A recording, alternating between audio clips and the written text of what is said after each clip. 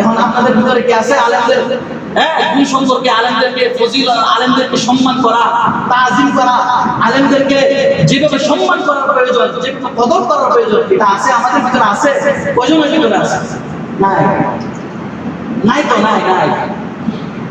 থাকবে কেমনে? যদি আমার ভিতরে যদি দ্বীনি ইলম যদি থাকতো, তাহলে আমরা একজন আলেমকে যেভাবে কদর করার প্রয়োজন, যেভাবে সম্মান করার প্রয়োজন, ঠিক সেভাবে আমরা কি করতে পারতাম? সম্মান করতে পারতাম। কারণ ইলম আমার ভিতরে আছে, ইলম অনুযায়ী কি করতে হবে? নিজেকে পথ পরিচালিত করতে হবে। যদি আমি ইলম শিখি, তাহলে আমার ভিতরে জানা হয়ে যাবে যে আলেমকে কিভাবে সম্মান করতে হবে, আলেমকে কিভাবে মর্যাদা দিতে হবে, আলেমকে কিভাবে কদর করতে হবে, সেটা আমার জানা হলো। যার কারণে আমি কি করতে পারতেছি? তাকে সম্মান করতে পারতেছি। আজকে আমরা আলেমদেরকে বিদ্যাঙ্গুলি দেখাই, দেখার কোনো সমস্যা নাই। আলেমের প্রথমেই বলেছে আলেম কি আছে? পার্থক্য আছে। যারা হকানি আলেম তাদেরকে সম্মান করে, যারা পথ থেকে ইলম শিখছে কিন্তু আমল নাই, তাদেরকে আবার অবহেলা করেন না, তাদেরকে আবার বিদ্যাঙ্গুলি দেখায় না। কারণ তার ভিতরে কি আছে? ইলম আছে, কিন্তু সে ইলমের উপর আমল না করার কারণে এটার জবাবদিহিতা তাকেই করতে হবে, আল্লাহর কাছে করতে হবে। বুঝছেন? এই জন্য তাকে কি করা যাবে না?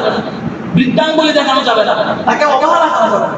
আলেম যেমনই হোক না কেন, এই ছোট বাচ্চার কথা বলি, সে মাদ্রাসায় পড়াশোনা করতেছে, দ্বীনি ইলম অর্জন করতেছে, তাকে কি করতে হবে?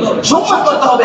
হাদিস শরীফের মধ্যে পাওয়া যায় আল্লাহর পয়গম্বর সাল্লাল্লাহু আলাইহি ওয়াসাল্লাম বলেন যে মাদ্রাসার তালিবে ইলম যারা, মাদ্রাসার তালিবুল ইলম যারা ইলমে দ্বীন শিক্ষা করার জন্য যারা ঘর থেকে বের হয়, আল্লাহর রাস্তায় বের হয়, এরা না শুনুন আল্লাহর রাস্তা বলছে, যারা মান সালাকা তরিকান ইয়ালতামিসু ফীহি ইলমান সাখালাল্লাহু লাহু বিহি তরিকান ইলাল জান্নাহ, যারা আল্লাহর রাস্তায় কি হয়? বের হয়, আল্লাহর দ্বীন শিক্ষার জন্য আল্লাহর রাস্তায় বের হয়, আল্লাহ তাআলা তাদের পথকে সহজ করে দেন এবং তাদের জন্য আল্লাহ তাআলা জান্নাতের রাস্তাও কি করে দেন? পথ সহজ করে দেন। বলেন না সুবহানাল্লাহ। জান্নাতের রাস্তা পর্যন্ত কি করে সহজ করে দেন। এটা কি এমনি সাধারণ বিষয় মনে করছেন? সাধারণ কোনো বিষয়। এই জন্য কি করতে হবে?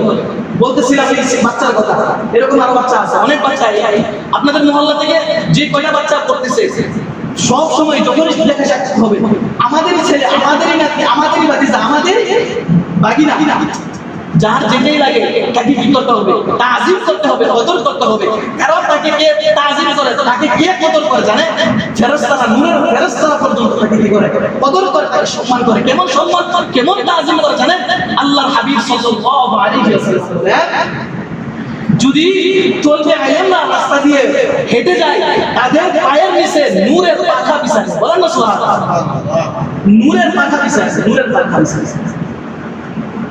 শুধু তাই নয়, হাদিসের মধ্যে পাওয়া যায় সমুদ্রের মাছ থেকে বরফের পিপিলিকা পর্যন্ত তাদের মাগফিরাত কামনা করতে হবে। সুবহানাল্লাহ। দেখি সাধারণ কোনো বিষয় মনে করছেন, আর আলেমদেরকে আপনারা সম্মানই করেন।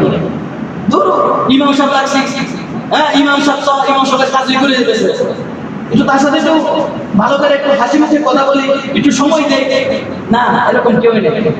সবাই নিজ নিজ ব্যস্ততার মধ্যে পড়ে আছে, সবাই নিজ নিজ ব্যস্ততার মধ্যে পড়ে আছে। এই ব্যস্ততা জীবনও শেষ হবে। আল্লাহ তাআলা আমাদেরকে আলেমদেরকে সম্মান এবং তাজিম করার তৌফিক দান করেন। আমিন।